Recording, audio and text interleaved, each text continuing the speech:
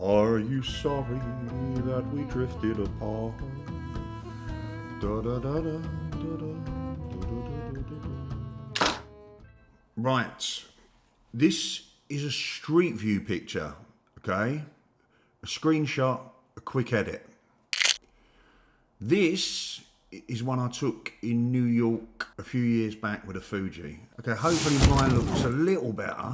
So I was having a chat with some guys, okay, a few days ago, street walk. And we got to talking about street photography. And now a lot of the street photography we see today on social media is kind of, sort of don't cut it. Let's chat. Dear Queen of Hearts, I'ma grow you wild.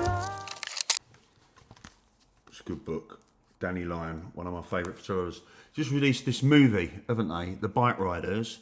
Still not seen it. The whole thing, Tom Hardy's in the film, is based on this book, The Bike Riders by Danny Lyon, who happens to be one of my favourite photographers. I've still not seen the film. We're hopefully going to get to see it this weekend. Okay, and what I'm going to talk about, these are just my thoughts. I'm not saying I'm right, okay? It's just my thoughts.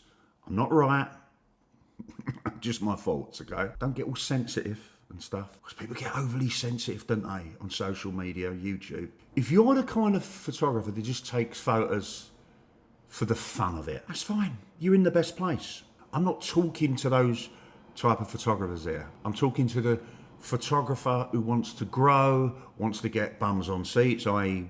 eyes on their work. In short, wants to improve their work, okay? So here it is. Street photography as it once was. I'm talking about documenting the streets in a kind of matter-of-fact way. Taking photos of people walking or standing around. It kind of doesn't really cut it in this day and age as anything other than a snapshot, really. Why do I say that? Well, we live in different times. Disclaimer, I'm not talking about the kind of documentary street photography that is looking beneath the surface, that's peeling back layers, that shows an interaction that conveys an emotion, a human moment, or that tells a story.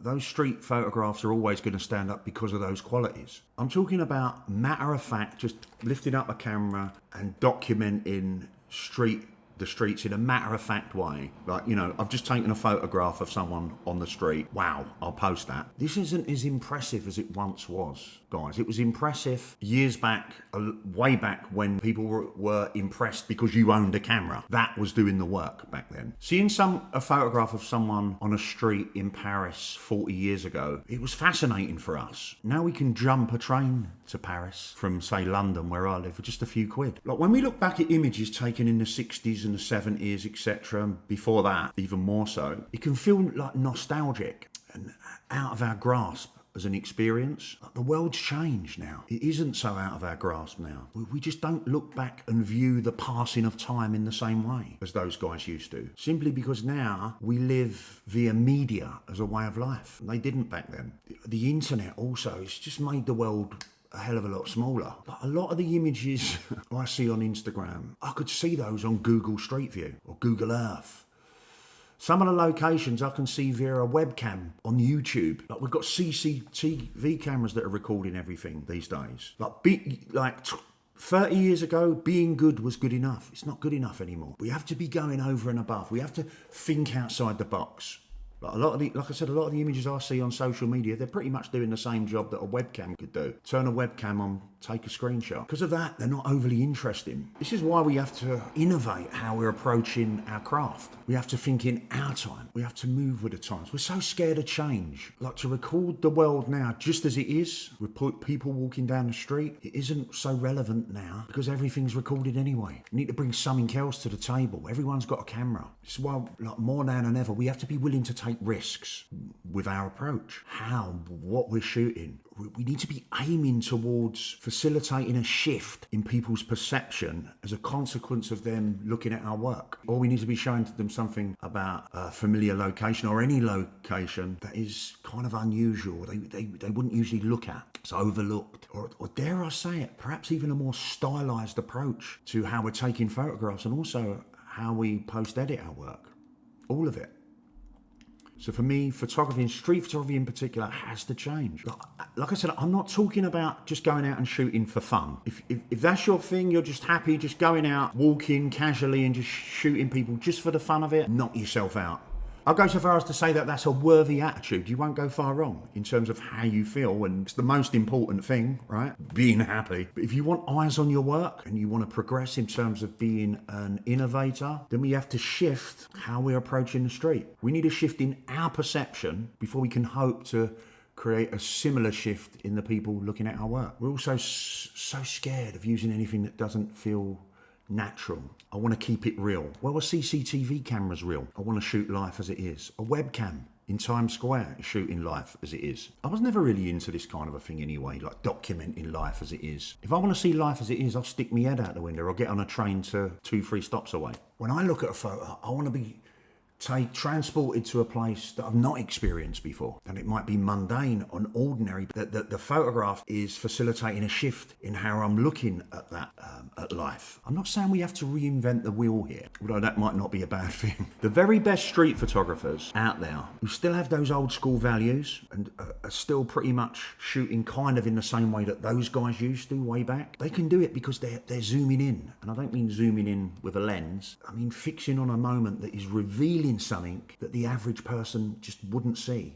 They overlook. But a lot of the photography, it really is just people in the street. Like there's little or no innovation. There's a kind of an assumption that just because you've taken a photograph of someone because they're on the street, that it's job done. It isn't. You're basically doing, like I've said, what a CCTV camera's doing. And I tell you, with AI rearing its head, it will be doing it a whole lot better soon enough. We're so fixed in a way of thinking like this is how it should be. So scared of getting it wrong. We just don't allow ourselves to experiment or think for ourselves.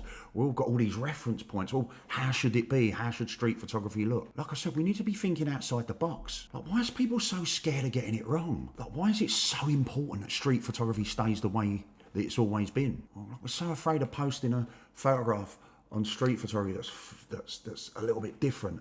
People saying, well, that's not a street photograph. Who cares? I don't. I couldn't care less. We have to play the game. I've called that. It's up to you what you do. Like, create. Turn it on its head. Look at other genres of photography. Better still, art. Listen to music. Watch good cinema. See how those guys are innovating, and allow that to inform like your experimentation. You're experimenting. Your approach. Who remembers COVID? COVID was horrible, right? And a horrendous thing, like collectively on the planet. But I remember as a visual aesthetic, it was incredible. It was like life had thrown me this cinematic visual feast that I could ever hope to want, like in my lifetime. Do you know what most photographers were saying? I'm fed up with people wearing masks. Like, what the actual... I'm talking about street photographers here. I used to chat with them on social, on Clubhouse. Remember that? Like, you're never going to have that opportunity again. Get out and shoot it. That can't be revisited. I beggars belief. Look, it's fine to get it wrong. The more mistakes you make, the faster you're learning. So, just to fault all of this, look, I've not been paying attention to the light because I've not got a light on. It's like the window light and all that, so I'm sorry. Guys, if you haven't yet purchased a copy of my zine, The Way of the Street Photographer, grab yourself a copy. I promise you're going to love it. It's only tiny. There's about 58 pages in there. It's got loads of pics, and it's a little bit thinking outside the box, hopefully a little bit humorous, a little bit tongue-in-cheek here and there. You can fold it up, put it in your back pocket. It's not War and Peace. It's going to get you out of trouble. You need like a little bit of inspiration. You can get it by going over onto my website, lashmarcreative.com, and follow this yellow brick road. Guys, please subscribe to the channel if you've not subscribed already. Really is a big support for me, and I really appreciate it. I don't take it for granted. Don't forget to sign up to the newsletter, the inspiration shot that's going to give you a heads up on my print store that's launching at the end of the month. I promise you're going to love it. It's going to be some juicy stuff on there. There's going to be some limited edition stuff, but there's also going to be a whole bunch of other photography related goodies. You promise you're going to love it. That's it. I'm waffling on a bit. I think that's it, isn't it? Right. Love you. Be kind to animals. Out.